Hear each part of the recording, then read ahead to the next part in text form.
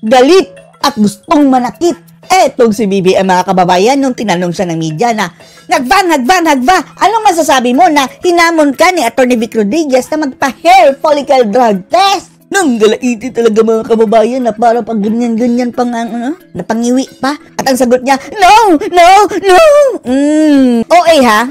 OA. Masyadong OA ang response niya mga kababayan. At resounding no talaga. Dahil anya, anong purpose nila sa pagpapadrug test sa akin? Sabi ng media, may kaugnayan daw ito sa public trust. Sagot naman ni BBM, ha?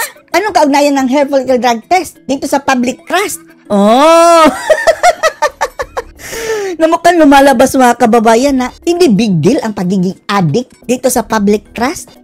Hindi natin sinasabing Juristus Benedictus ito si BBM ha, pero eto na ang pagkakataon niya mga kababayan na mapatunayan na hindi. Para once and for all, matigil na ang usaping ito mga kababayan. Isang hair follicle drug test lang niya ha. Ayaw pa rin mga kababayan. Nagalit pa. Panoorin niyo po ha. Rodriguez again called on you to undergo a hair follicle test. Citing the constitutional principle that public office is a public trust. Public office is a public trust. Dahil syempre mga kababayan, sino bang may gusto na presidente na addict? Diba? Hindi natin sinasabing addict si BBM ha. Bahala na sila PRRD. Mayroon silang ebidensya, tayo wala pa mga kababayan dahil nag-aantay tayo ng resulta ng hair follicle drug test. Pero pakinggan nyo ang sagot niya. What do you say to this, Mr. President? No. Pailing-iling. No. Grabe ba ka no? No. Why should I do that? Para mapatunayan na hindi ka Juristus Benedictus dahil yan ang issue laban sa'yo. Ayaw mo bang matigil yung issue na yan? You don't see what you say, public trust, public office, public has nothing to do with the follicle test.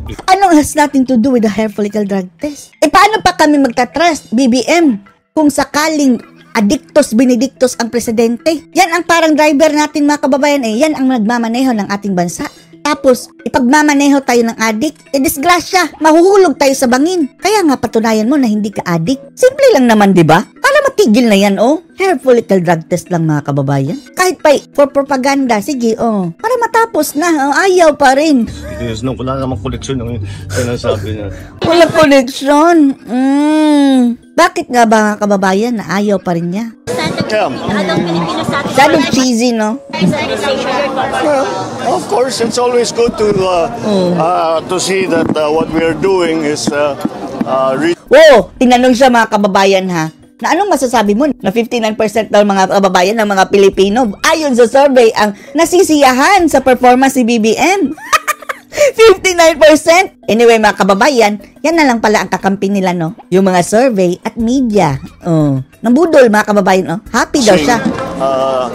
The majority of people. Magkalye survey kayo, tingnan natin kung totoo bang 59% ang nasisiyahan sa'yo. Ramdaman naman nila yung mga aming ginagawa. So, damang-dama ang iyong ginagawa. Wala nang ginagawa. It's very encouraging. Wow, encouraging pa. Lalakas ang loob namin para lalong lalakas mga kababayan ang loob sa kanilang fake na survey. Sila lang din ang naglolokohan. Yung Bersamin, tingnan mo. Hudas masyado mga kababayan itsura, no? Unti-unting lumalabas ang sungay mga kababayan. Pagandahin pa namin ang trabaho namin. Pagandahin pa namin ang trabaho namin. Smio. Saan anggulo naging maganda ang trabaho nyo? Tingnan nyo, nagkandiletse-letse na ang ating bansa. Lalong-lalo na ngayon mga kababayan. No? Grabe ang nangyayari ngayon. Lalong-lalo na pagdating dito sa krimen. Wala nang namamatay na adik mga kababayan. Yan ang gusto nila ha. Yan ang kinagagalit nila sa mga Duterte dati. Dahil marami daw namamatay na adik.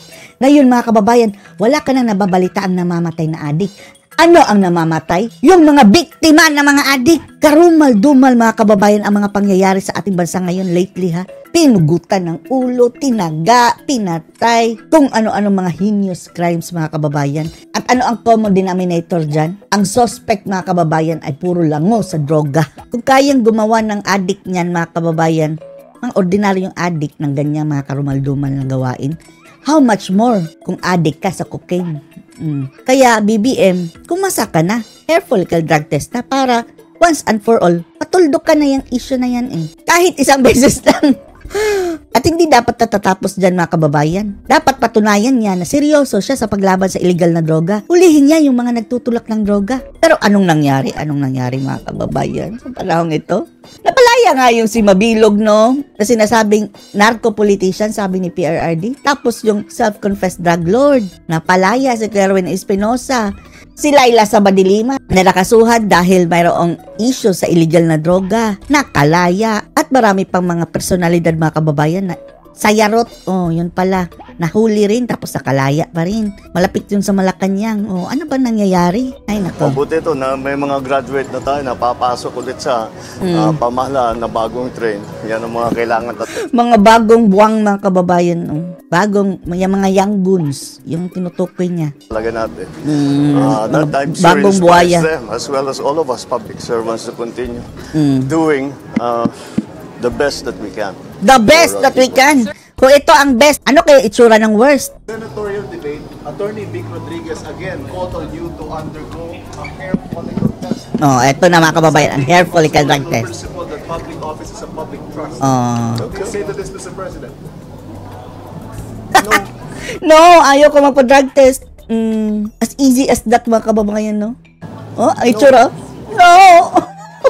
Para yung mataba mga kababayan na nung sa isang interview sa US na sobrang laki ng katawan tapos tinanong siya mga kababayan, do you drink water? Ang sagot ng mataba, no.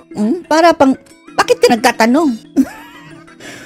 Hindi daw siya umiinom ng water dahil puro soft drinks ang iniinom mga kababayan. Do you drink water? No. No water at all? Okay. No. No. No water at all? No. Ito rin. Sir, magpapadrug test ka ba? No? No. No? No. Why should I do that? Bakit ka nagtatanong? Ano ako, hilo? Para mabisto? That's, what they say, public trust, public office, public has nothing to do with the follicle test. Anong nothing to do with the follicle test? Dyan pa lang mga kababayan, ayaw niyang kumasak. Paano na lang tayo maniniwala sa kanya? Public trust eh. Dapat trust mga kababayan, walang duda. Ngayon, pinagdududahan siya mga kababayan na Jurictus Benedictus. Isa lang ang solusyon dyan, magpa-hair follicle drug test ka na. Nang sa gayon, mapakita mo na negatibo.